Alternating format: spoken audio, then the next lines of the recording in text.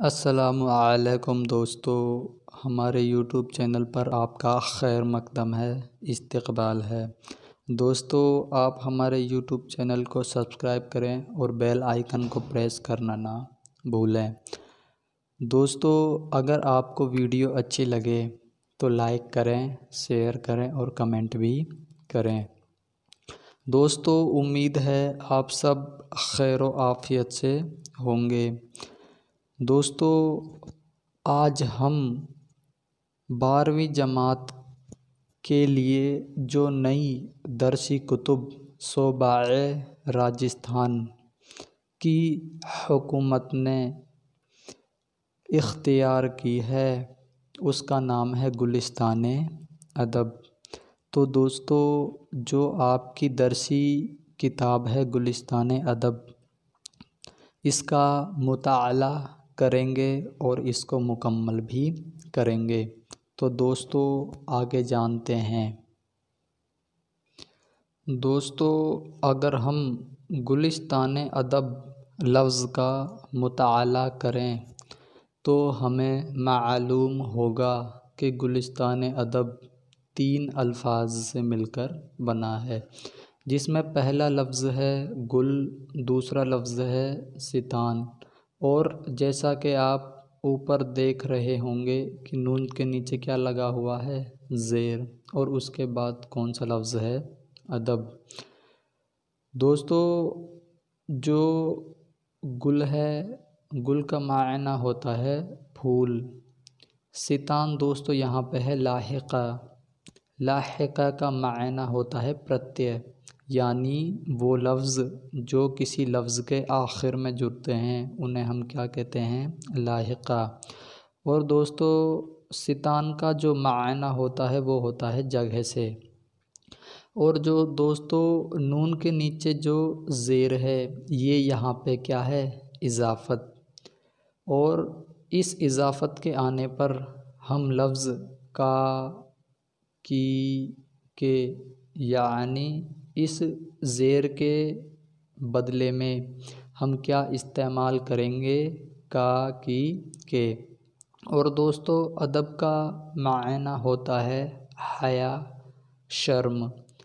دوستو، ہمیں یہاں پہ ادب کا جو معنی ہے وہ حیا اور شرم نہیں لینا ہے، ہمیں کیا لینا ہے، ساہتیہ۔ ساہتیہ کو انگلش میں لٹریچر بھی کہتے ہیں۔ تو دوستو، ہم جانتے ہیں گل کا معنی ہوتا ہے پھول، ستان کا معنی ہوتا ہے جگہ۔ اگر دوستو ہم یہاں پر گلستان کا معنی دیکھیں تو اس کا معنی ہوتا ہے باغ، چمن یا پھلواری۔ اور دوستو، ادب کا معنی ہوتا ہے ساہتیہ، ٹھیک ہے۔ اگر اس کا پورا مکمل معنی دیکھیں تو گلستان ادب یعنی ادب کا باغ، چمن یا باغیچہ۔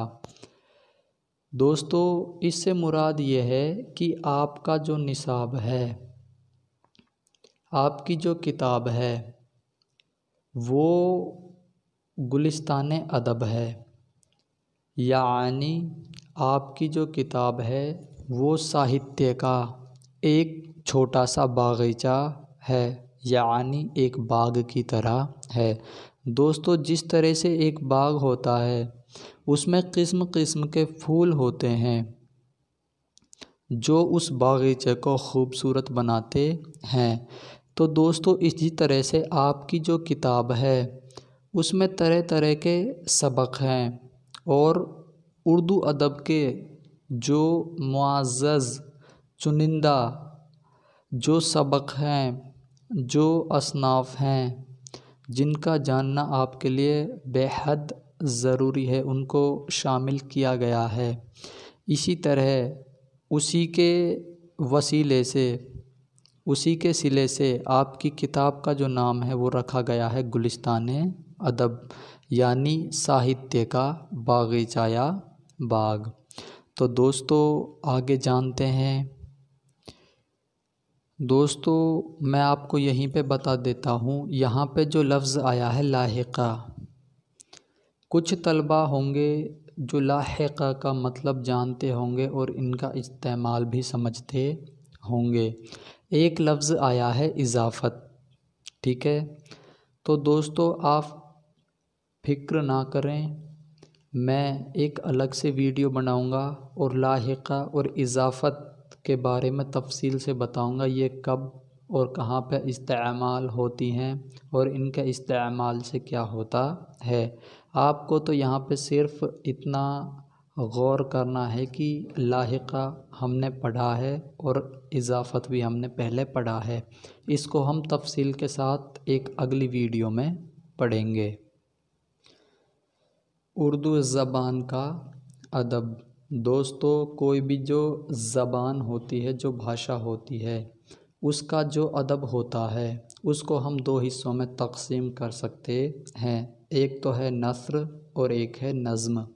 جس طرح سے ہندی میں گد اور پدیہ ہوتا ہے، اسی طرح سے اردو زبان میں بھی نثر اور نظم ہوتا ہے، یعنی حصہ نثر اور حصہ نظم۔ تو دوستو جو حصہ نثر ہے اس کو لکھنے کے کچھ طریقے ہوتے ہیں، ٹھیک ہے؟ ان طریقے کو صنف کہتے ہیں اور صنف کی جمع ہے اصناف۔ تو آپ کے نصاب میں حصہ نثر میں بہت ساری اصناف دی گئی ہیں، جیسے مکتوب نگاری ہے، ناول ہے، آپ ویتی ہے، وغیرہ وغیرہ۔ تو دوستو ہمیں سب سے پہلے جو پڑھنا ہے وہ پڑھنا ہے مکتوب نگاری۔ مکتوب نگاری کا معنی ہوتا ہے پتر لیکھن۔ تو دوستو ہمیں جو مکتوب نگاری ہے اس کے بارے میں پڑھنا ہے، یہ ہم اگلے ویڈیو میں پڑھیں گے۔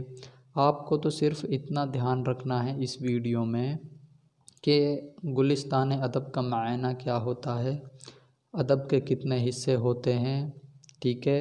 اور ہمارے نصاب میں جو پہلا ٹاپک ہے وہ کون سا ہے؟ مکتوب نگاری، جسے ہندی میں کہتے ہیں ہم پتر لیکن۔ تو دوستو آپ کو اگر ویڈیو اچھی لگے تو لائک کریں، شیئر کریں اور کمنٹ بھی کریں۔ تو دوستو اگلے ویڈیو میں ملتے ہیں مکتوب نگاری کے ساتھ۔ خدا حافظ۔